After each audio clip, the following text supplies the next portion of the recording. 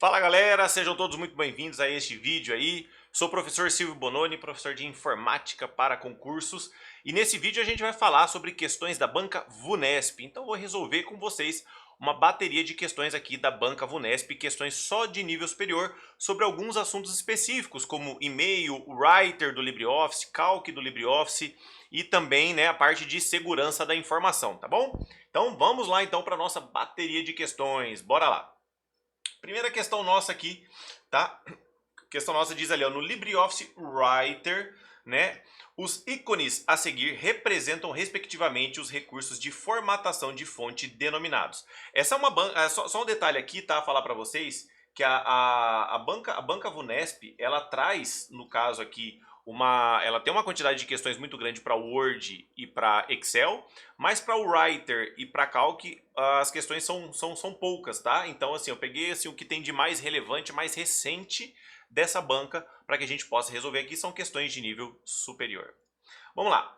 E aí ela diz o seguinte: os dois símbolos que tem aí, o que eles querem dizer? Esses símbolos, eles têm o mesmo nome, né? Se fosse, né, se você soubesse no Word, você também vai saber, né, o que é, no caso, esses dois símbolos aqui, tudo bem? Então você vai saber aqui também. Então vamos lá, eu sei que o primeiro símbolo, esse símbolo aqui, é o símbolo do sublinhado, né? Então já vou ficar na letra A ou na letra E. Então não é o itálico, nem o taxado itálico ali. Riscado, esse termo aqui não tem riscado. Versalete é um tipo de fonte, né? Então a gente não tem aqui as alternativas. E o segundo, versalete, como eu falei, é um tipo de fonte, mas o taxado é quando esse risco ele passa no meio da fonte aqui, né? Então gabarito letra A, os mesmos nomes se aplicam também se a questão fosse dentro do Microsoft Word, tá bom? Vamos lá para a questão de número 2 aqui. Questão de número 2 fala ali, ó. Observe a figura a seguir, extraídas da aba Recuo e Espaçamentos na caixa de diálogo Parágrafo, que pode ser acessado a partir do menu Formatar do Apache. Aqui ainda na época, né, chamava de OpenOffice, né? OpenOffice, agora o nome atual é LibreOffice, né? Já foi chamado também de BROffice, uma questão de direito autoral. O nome atual da ferramenta é o LibreOffice, tá? Mas o nome da ferramenta de texto não mudou, que é o Writer. Legal? Em sua configuração padrão, as figuras apresentam dois momentos antes e depois do recurso gráfico que permitem visualizar as configurações aplicadas na aba, né? Na aba ali de formatar.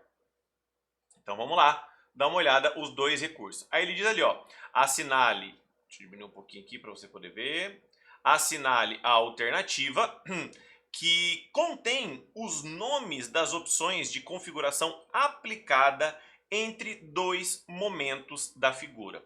Veja só, galera, então eu tenho um parágrafo inteiro aqui que foi movimentado, se eu for perceber um parágrafo inteiro que foi movimentado no depois, tá? Então eu tô olhando aqui já só o depois aqui, tá? Um parágrafo inteiro que foi movimentado. Os recuos, basicamente, eles se dividem basicamente em três tipos. Eu tenho o recuo de primeira linha, que ele vai mexer só a primeira linha. Eu tenho o recuo que pode ser chamado, né, dois nomes. O mesmo recuo às vezes pode vir na prova como corpo do texto ou recuo antes do texto.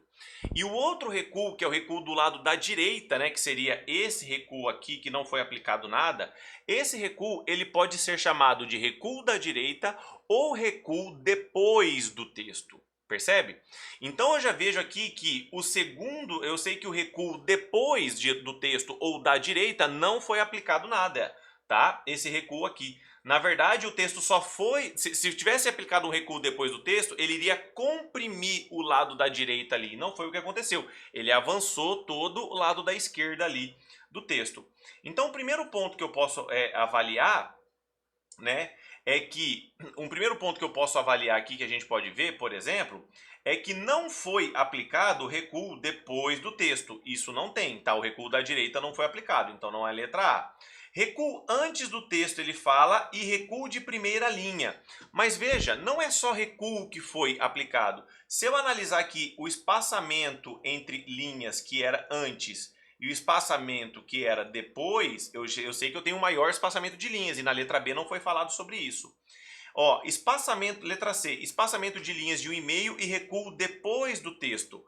Veja, por mais que eu não consiga ver os centímetros do espaçamento entre linhas, como eu falei para vocês, eu sei que não foi aplicado um recuo depois do texto, recuo da direita.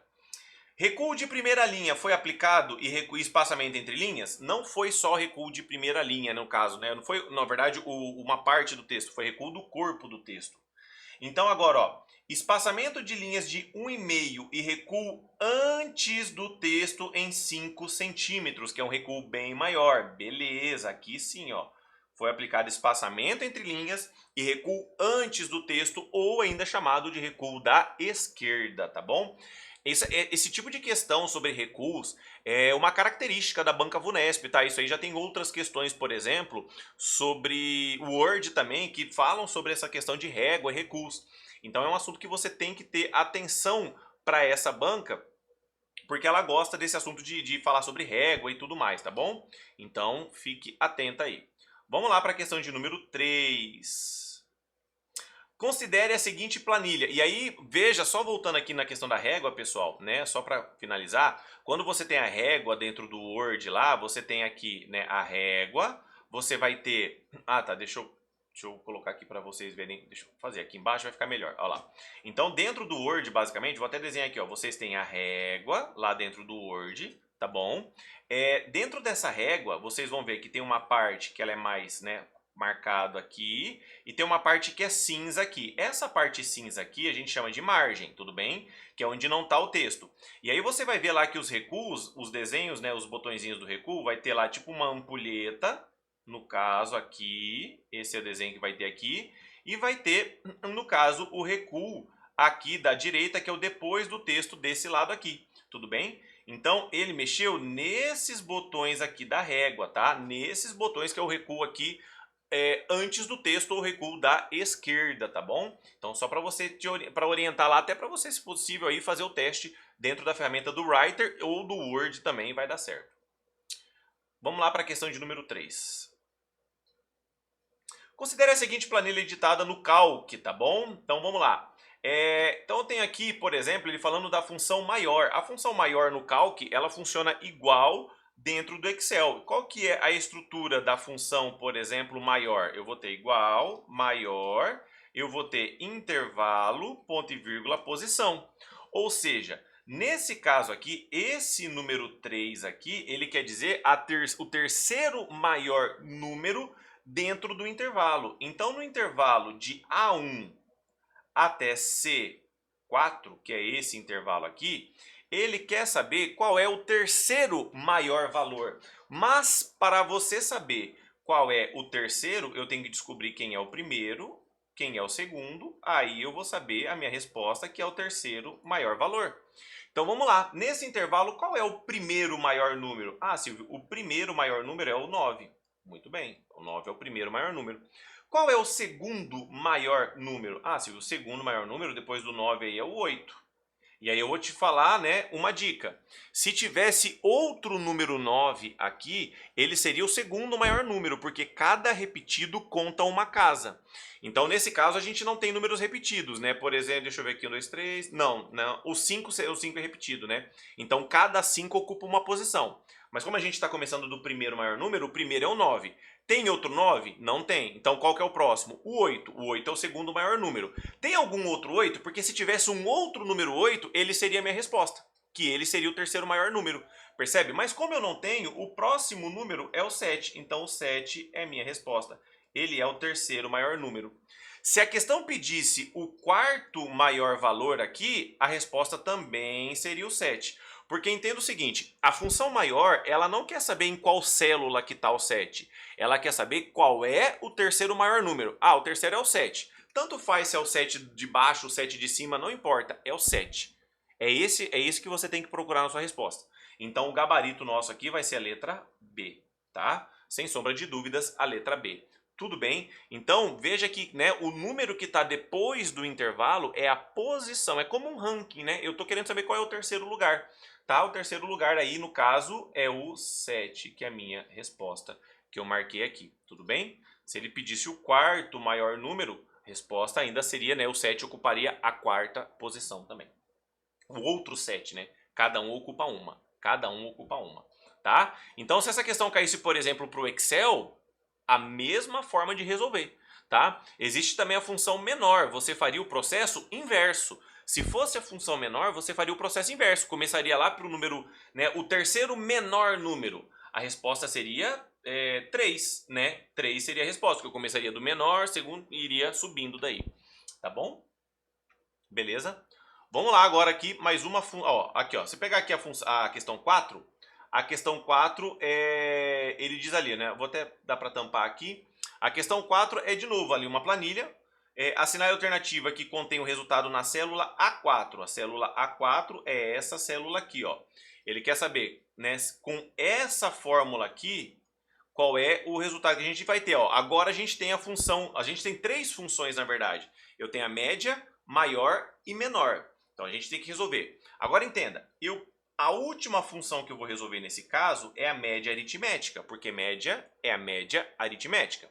Primeiro eu tenho que achar o resultado da função maior, depois achar o resultado da função menor, tá? Então a gente vai uma coisa de cada vez aqui. Então vamos começar pelo amarelo ali na função maior.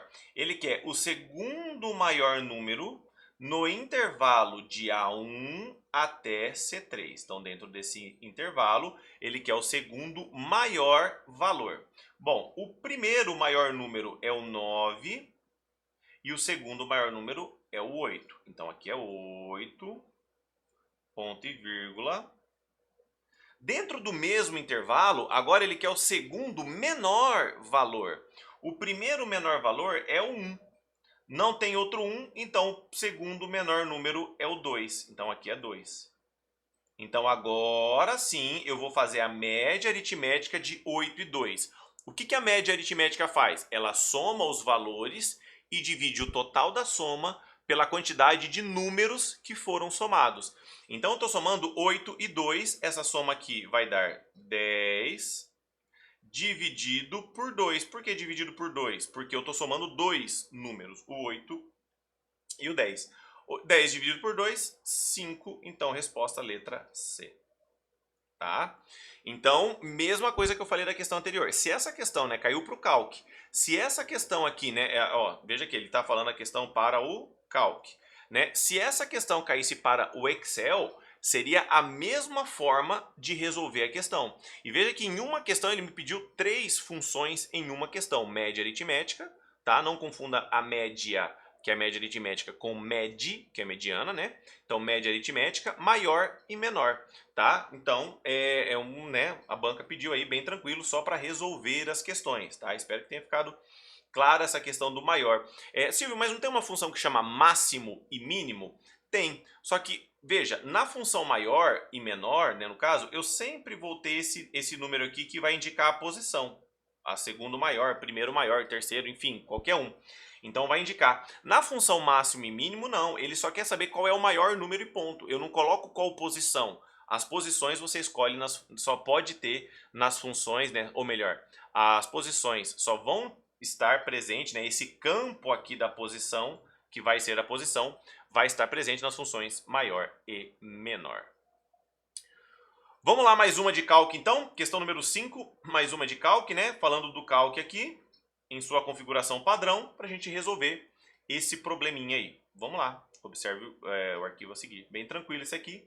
Mesma ideia, tá, galera? Mesma ideia aqui relacionado a se fosse para o Excel. Ele pergunta aqui, ó, qual é a quantidade de planilhas desse arquivo? Qual é a quantidade? Então, todo arquivo do Excel ou do Calc, ele pode ter uma ou mais planilhas, né? Eu gosto de fazer uma analogia que é como se fosse... Cada planilha representa uma página em um fichário. Sabe aqueles fichários que você vai botando páginas? Então, o fichário é o arquivo. E, no mínimo, o fichário ele tem que ter uma página, que é uma planilha. Mas ele posso ter outras planilhas, né, no caso. Legal? Então, no caso, se eu olhar aqui, ó, eu tenho planilha 1, planilha 2 e planilha 3. Bem tranquila essa questão aqui. Ou eu poderia adicionar mais planilhas. Mas, no caso, eu tenho aqui 3 planilhas, né? 3 planilhas. Você quer saber a quantidade de planilhas desse arquivo, tá? Bem tranquilo, 3 planilhas, tá? Importante aí você olhar um detalhe aqui, já que mostrou a ferramenta, que dentro do Calc, do Writer, né, você não tem abas ou guias como no Word e no Excel. Você tem aqui, ó, menu arquivo, menu editar, exibir, inserir, formatar. Então você tem menus. Então algumas das questões que podem cair são opções dos menus. que você tinha esses menus no Word, no Excel, lá na época lá da década de 2000, mais ou menos aí, né? Que é o Office 97, o Office XP, o Office 2000, tá? Depois da versão 2007, a gente passou a trabalhar com as guias. Então é importante que você, né, fique atento nessa questão das guias, tudo bom? Nessa questão das guias aí, fique atento nesse movimento. E aqui, no caso do Calc, do Writer, menus. Questão número 6. Vamos lá. Questão número 6 diz ali, ó. Considere uma mensagem de correio eletrônico enviada e recebida com sucesso pelos destinatários com as seguintes características. Então a gente tem o D aqui, que é o que mandou, né, que é o remetente no caso. Ele mandou para o usuário 2, com cópia para o usuário 3 e com cópia oculta para o usuário 4. Então, recapitulando um ponto aqui, ó, desses campos. Lembrando que o usuário, né, o D, o remetente, todo mundo sabe quem mandou e-mail, beleza, né? Então não vou falar dele. Mas é importante lembrar que o usuário 2 visualiza que o e-mail foi para o usuário 3 e o usuário 3 visualiza que o e-mail foi para o usuário 2. Um olha, né, os campos do outro. O usuário 4, ele visualiza que foi para o usuário 3 e visualiza que foi para o usuário 2. Legal? Só que o usuário 2 e o usuário 3 não sabe do usuário 4 no caso ali, tá? Então eles não sabem do usuário 4. O usuário 4 está em cópia oculta. Aí a questão pergunta assim, ó. Assinale a alternativa que indica qual ou quais usuários sabem quem são todos os destinatários da mensagem. Então, os únicos usuários aqui que sabem quem são todos os destinatários, no caso, nesse movimento, é o usuário 1, obviamente, que é o remetente, ele que escolheu todo mundo, e o usuário 4, né, porque ele está olhando o usuário 3, o 2 e o 1 que mandou para ele. Então, apenas o usuário 1 e o usuário 4. Legal? Aí tem um ponto aqui de atenção que eu quero te falar. Se no campo cópia oculta tivesse o usuário 5, aí tivesse lá o usuário 4 e 5 no campo cópia oculta.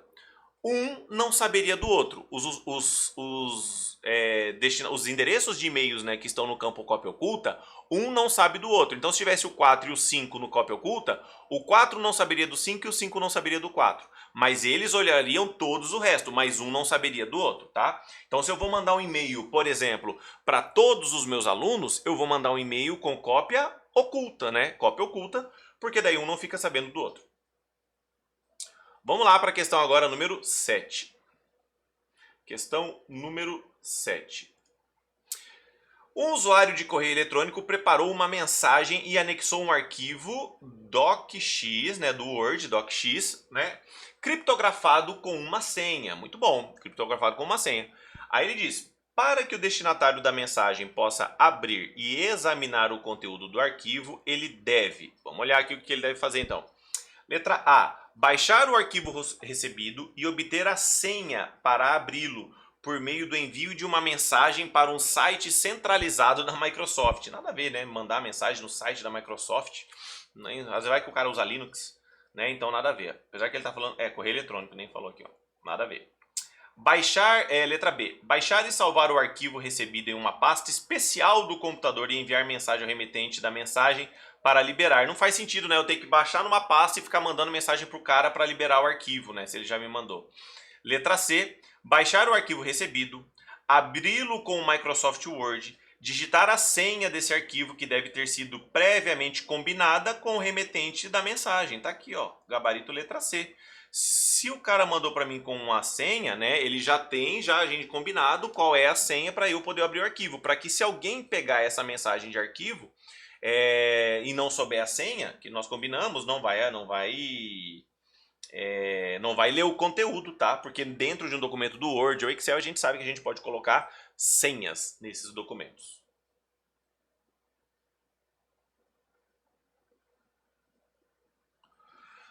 Número 8. Considere os softwares e sua configuração padrão para responder a questão. Após receber... Após receber uma mensagem pedindo informações sobre um inquérito, o delegado usou a opção responder a todos e editou uma resposta sem alterar os campos do remetente e destinatário da mensagem da resposta, definido automaticamente pelo Outlook, né, que é o programa de e-mail. Considere que os nomes João, Carlos, Daniel, Maria e Augusto são usuários do domínio @gmail.com e que a configuração dos destinatários remetentes da nova mensagem será. Então vamos lá. O João mandou para o Carlos com cópia para o Daniel, Maria e Augusto. Então não estamos, né, falando pelo jeito aqui de cópia oculta. Aí ele fala: assinale a alternativa que contém os nomes de todos os destinatários da mensagem original, principais ou em cópia.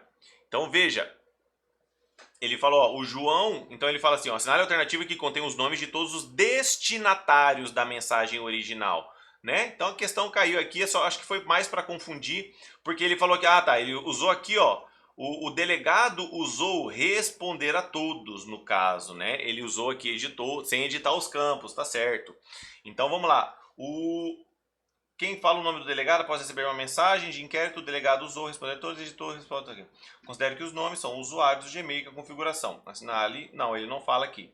Mas, né, se o delegado, por exemplo, é o Carlos, no caso, né, que deve ser o Carlos, o delegado, quando ele clicar em responder a todos, todos os que estão aqui em cópia vão receber a mensagem, ou seja, o João, o Daniel, a Maria e o Augusto. Todos eles vão receber. Silvio, e se tivesse gente em cópia oculta, ia receber também? Claro que não, porque para o Carlos, né, o Carlos, no caso, ele não sabe que tem gente em cópia oculta se caso estivesse. Tudo bem? Então, né, vai ser o João, Daniel, Maria e Augusto. João, Daniel, Maria, Augusto, gabarito letra E, tá? Porque ele usou o botão, o Carlos, aí o delegado, usou o botão responder a todos. Então, vai para o remetente e para aquelas pessoas que estão em cópia, tá? Para o remetente, para as pessoas que estão em cópia.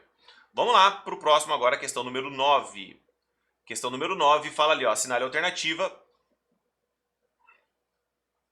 né, que indica o recurso de informática necessário para que um advogado possa enviar um e-mail com assinatura digital, né? Então ele quer enviar uma assinatura digital. Então ele tem que ter uma conta, um provedor de internet particular? Não, lógico que não. E-mail do Google? Não, pode ser qualquer endereço de e-mail. Assinatura escaneada, né? Nossa, imagina que você tem que escanear a sua assinatura, que loucura isso. Né? Anexar a assinatura escaneada ao corpo do e-mail. Se alguém interceptar o e-mail, vai ter a minha assinatura? Então, poxa, né? Mas ele tem que usar um certificado digital, né? Que daí ele vai ter código exclusivo dele para provar que ele é o dono daquela mensagem. Tudo bem que ele é o dono da mensagem. Legal? Vamos lá, número 10. Então, bem tranquilo essa aqui, número 10. É um assunto, e-mail, tá, gente? E-mail, certificado digital é um assunto que a VUNESP gosta bastante. 10. O certificado digital possui algumas características, tais como utilizar um par de chaves criptográficas que não se repete. Tá aqui, né? Já tá o nosso gabarito tá aqui.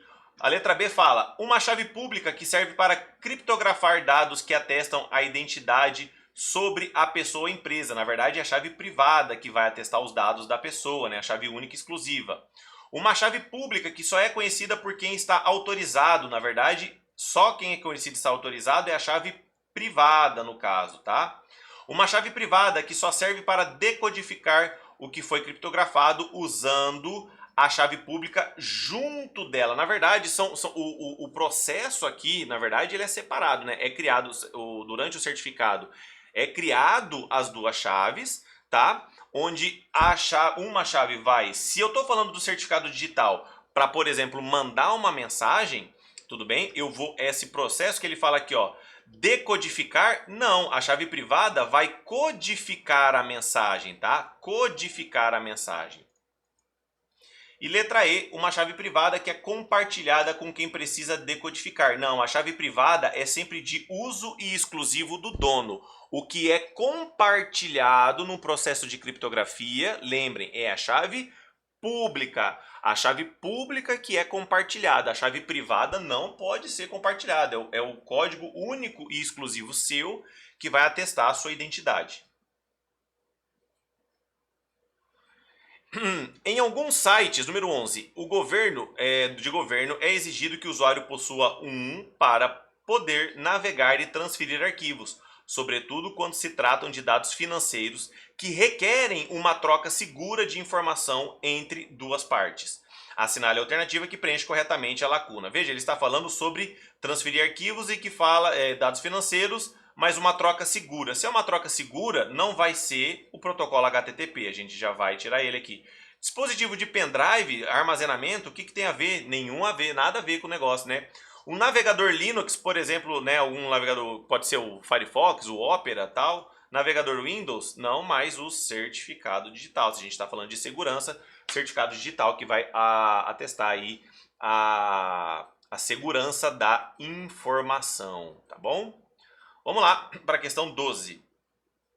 Um dispositivo de segurança é muito utilizado para proteger um computador contra acessos não autorizados vindo da internet é o firewall pessoal. Muito bem. Quando esse dispositivo ele é configurado adequadamente, ele é capaz de alguns tipos de proteção, como, então vamos ver, né, sobre o firewall, o que ele fala. Letra A, bloquear todo o tráfego de saída e liberar todo o tráfego de entrada do computador, bloqueando acessos, permitindo... Galera, vamos lá, o papel do firewall aqui, né, pra gente entender, qual que é o papel do firewall aqui? É monitorar o tráfego de entrada e saída da minha rede. Então o firewall, o papel dele é monitorar o tráfego de informação, nem só a que sai, nem só a que entra, mas os dois. Ou bloquear sim informação que está saindo de dentro da minha rede, ou bloquear a informação que está chegando na minha rede, se for o caso. Tá? Então a letra A está fora. Letra B. Analisar continuamente os conteúdos das conexões, filtrando diversos tipos de códigos maliciosos e barrando a comunicação entre um invasor e um código malicioso já instalado. A B é bacana. C. Impedir a execução de programas maliciosos baixados pelo usuário. Quem vai impedir lá baixados pelo usuário vai ser o antivírus dele, tá? Impedir que vírus ainda não conhecidos pelos programas antivírus contaminem o computador. De forma geral, a gente tem que entender que para as bancas, o antivírus tem um papel de proteger contra vírus de computador e proteger o computador do usuário, o firewall proteger a rede do usuário. Então a gente pode entender como papéis distintos. Impedir que programas de e-mail baixem spam, né? Muito difícil. O firewall não vai ter essa barragem de spam. Isso vai ser o próprio servidor de e-mail da empresa. Então, nosso gabarito aqui vai ser mesmo a letra B de bola. Tá? O servidor de e-mail vai poder proteger, classificar alguns lixos eletrônicos e tudo mais. E o resto o usuário vai fazer direto no computador dele, tá? Direto no computador dele. Número 13, uma das formas de atuação do ransomware, no caso, um dos códigos maliciosos mais difundidos atualmente é o quê? Capturar senhas digitadas no computador e enviar para o hacker, né? Então isso aqui está mais para um screen logger, né?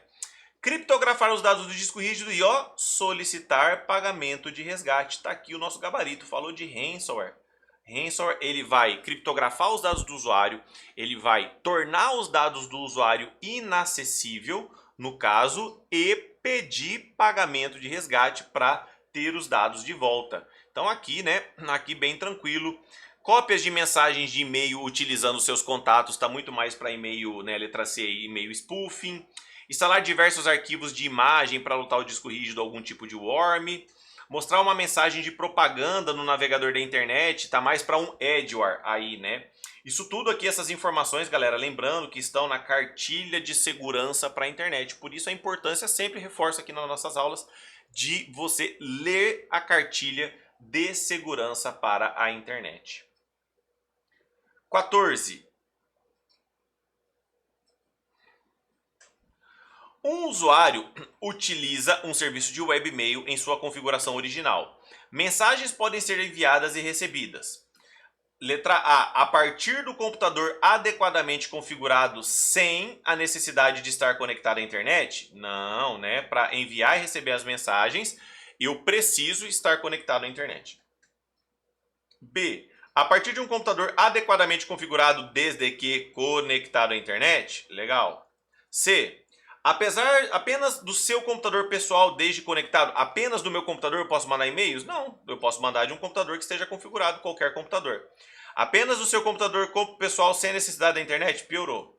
A partir de um computador adequadamente configurado desde conectado à internet e localizado no mesmo país do usuário. Já pensou que loucura? Para eu mandar e-mail eu tenho que voltar para o meu país para mandar o e-mail? Eu estou fora do meu país, não posso mandar um e-mail. Que loucura, né, gente?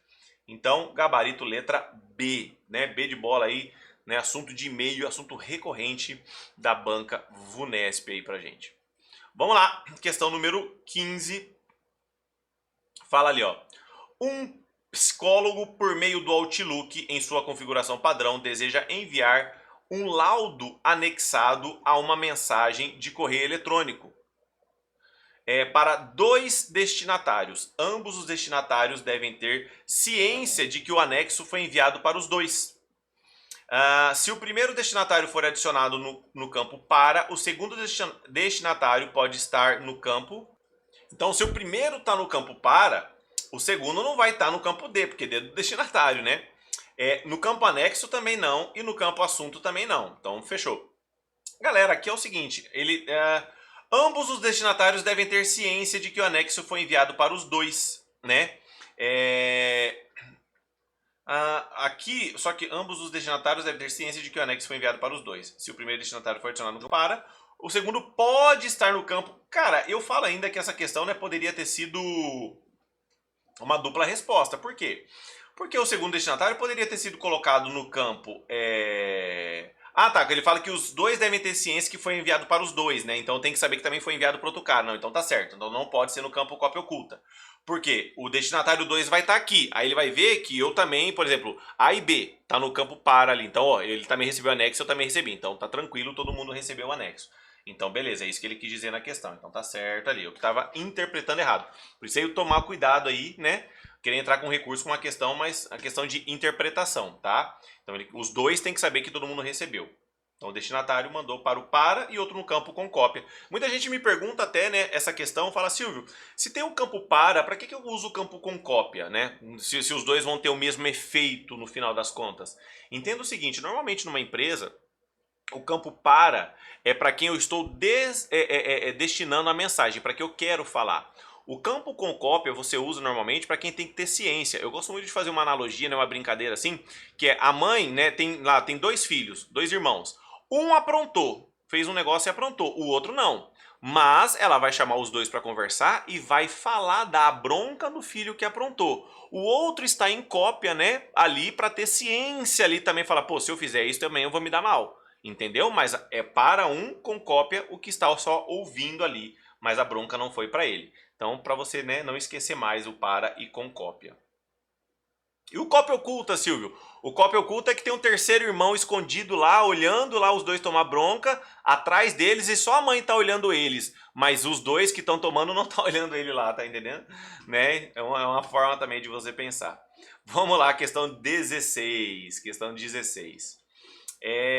Um usuário do Microsoft Outlook 2016 em sua configuração padrão, Tatiana preparou uma mensagem de correio eletrônico. Tatiana preparou uma mensagem de correio eletrônico e anexou um arquivo Word protegido por senha com as seguintes características. Então, a Tatiana mandou para a Adriana e a Maria com cópia para o Renato e cópia oculta para o João. Legal. Então, vamos lá. Ao fim de evitar problemas, Tatiana escreveu a senha do arquivo no corpo do e-mail. Considerando que o e-mail foi enviado e recebido pelos destinatários com sucesso, assinale a alternativa que indica quais usuários conseguirão ver a senha. Gente, se ela colocou a senha no corpo do e-mail, todos, para quem ela está mandando a senha, vão ver. Ou seja, a Adriana, a Maria, o Renato e o João. Todos vão ter acesso à senha, tá? Então, gabarito letra D, porque está no corpo do e-mail. Ela não está falando sobre um destinatário saber do outro, nada a ver. Está falando sobre...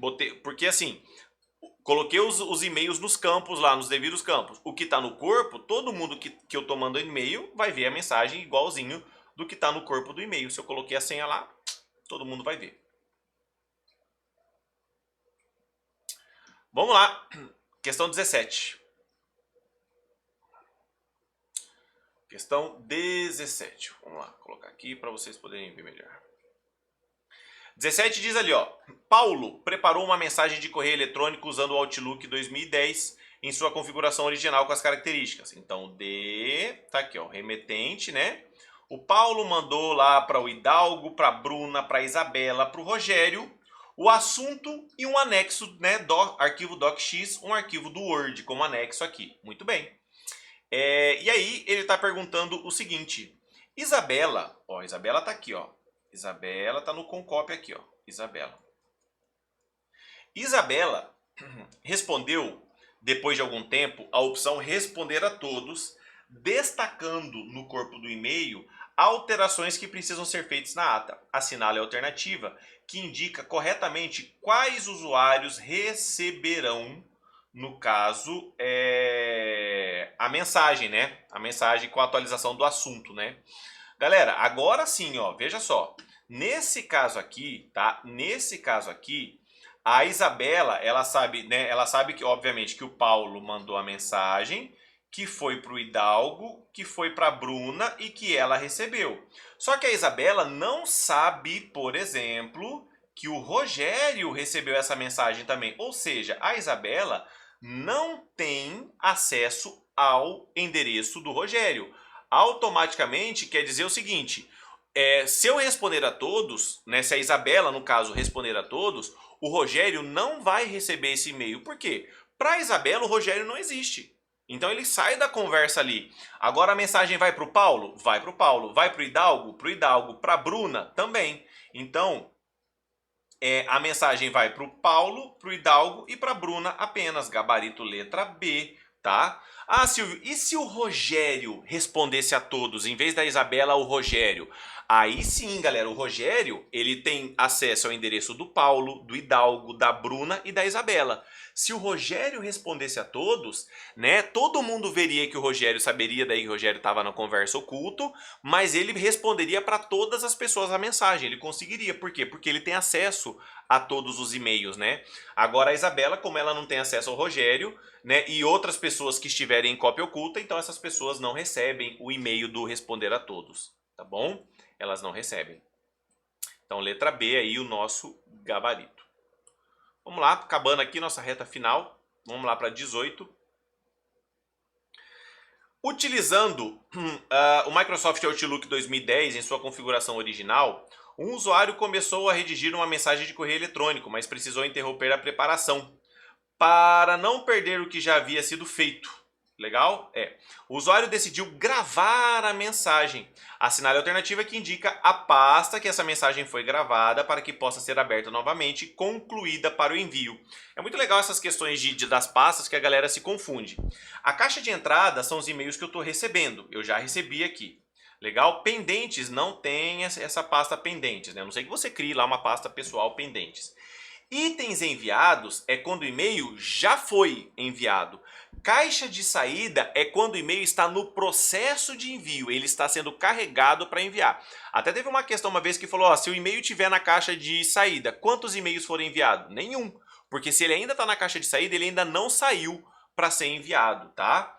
Agora, quando ele fala que ele quer deixar o e-mail lá esperando para depois ser redigido, ele vai ficar no rascunho. Tá? Para eu terminar esse e-mail depois, esse e-mail vai estar no rascunho. Se ele tivesse na caixa de saída, eu já tinha clicado no botão enviar, ele já estava lá carregando para sair, tá? Já não ia mais editar ele, tudo bem? Mas se o e-mail eu quero deixar para finalizar ele depois, eu estou colocando ele nos rascunhos. Vamos lá, questão 19. Deixa eu tirar minha câmera aqui, ó. 19. Fala o seguinte, a número 19. O usuário preparou uma mensagem de correio eletrônico do Outlook em sua configuração, mas com as seguintes características. Ó, para, não colocou ninguém, com cópia, cópia oculta, assunto e anexo. Um anexo aqui em PDF.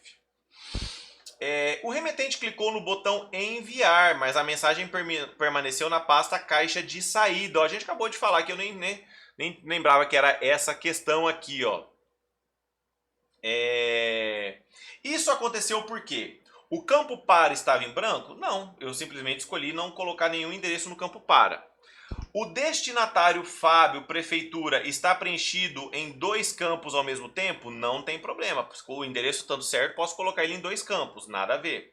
O campo com cópia não pode ter 2 destinatários? Pode ter quantos precisar lá. O anexo não pode ser um arquivo PDF? Não. Sobre anexo, até eu falo para vocês o seguinte, uma questão. Pode anexar qualquer tipo de arquivo? Não. Arquivos de programas, arquivos executáveis, não podem ser colocados como anexo. Por quê? Porque o e-mail entende que se é um arquivo de programa, ele pode ser um vírus. Se pode ser um vírus, né, não vai te facilitar disseminar isso, tá? Então, arquivos de programa não podem ser anexados.